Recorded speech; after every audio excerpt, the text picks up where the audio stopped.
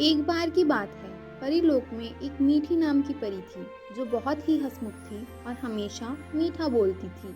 रानी परी और सभी परियां मीठी परी को बहुत प्यार करते थे, लेकिन परीलोक में एक परी ऐसी भी थी जो मीठी परी से बहुत नफरत करती थी। उस परी का नाम था मिली परी। वह हमेशा ही अपनी शक्तियों का गलत इस्तेमाल करती थी और परीलोक की हर खबर भस्मा परी को जाकर बताती थी।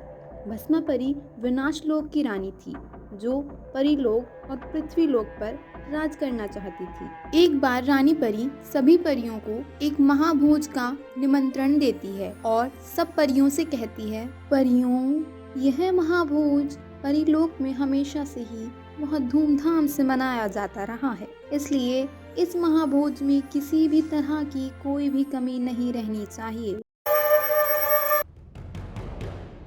मिली परी विनाश लोक भस्मा परी के पास जाती है और मिली परी कहती है, परी लोक में एक बहुत बड़ा भोज आयोजित हो रहा है, वहाँ सभी परियां आने वाली हैं।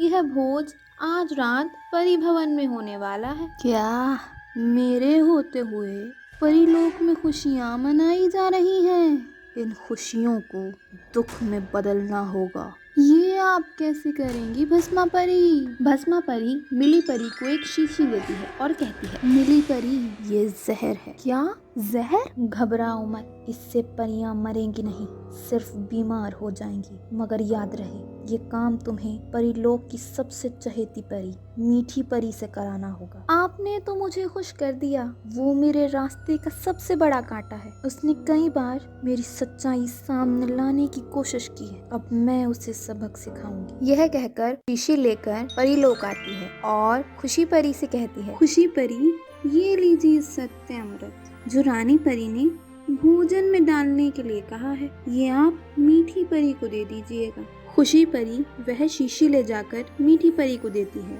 और मीठी परी उसे शरबत में मिला देती है। रात को सब परियां परी भवन में इकट्ठा होती हैं और शरबत पीती हैं। कुछ देर बाद ही एक एक करके परियां बेहोश होने लगती हैं। ये सब क्या हो रहा है? परियां बेहोश क्यों हो रही हैं? मीठी परी, शरबत तो आपने बनाया था, कहीं आपने इसमें कुछ मिला तो नहीं दिया? मीठी परी, क्या मिलाया है आपने इस शरबत में? नहीं रानी परी, मैंने इस शरबत में कुछ नहीं मिलाया, मैंने तो केवल आपका भेजा हुआ सत्य अमृत मिलाया था। हमने कोई सत्य अमृत नहीं भेजा था मीठी परी। मगर रानी परी, वो सत्य अमृत तो। बस मीठी परी, अब कुछ भी कहने की जरूरत नहीं है। आपको परिभवन से निष्कासित किया जाता है। अब आप परिभवन की किसी भी कार्यवाही में भाग नहीं लेंगी। चली जाइए यहाँ से। यह सुनकर मीठी परी उदास होकर वहाँ से चली जाती है और अगले दिन वह सोचती है कि ये सब किसने किया होगा।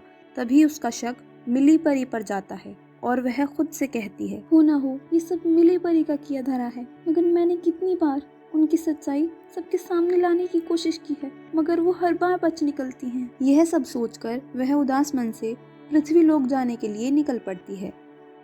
वह कई जंगलों और कई गांवों के ऊपर से गुजरती है, लेकिन जब वह एक गांव के ऊपर से जा रही थी तभी उसे अपनी हमशक्ल एक लड़की दिखाई देती है।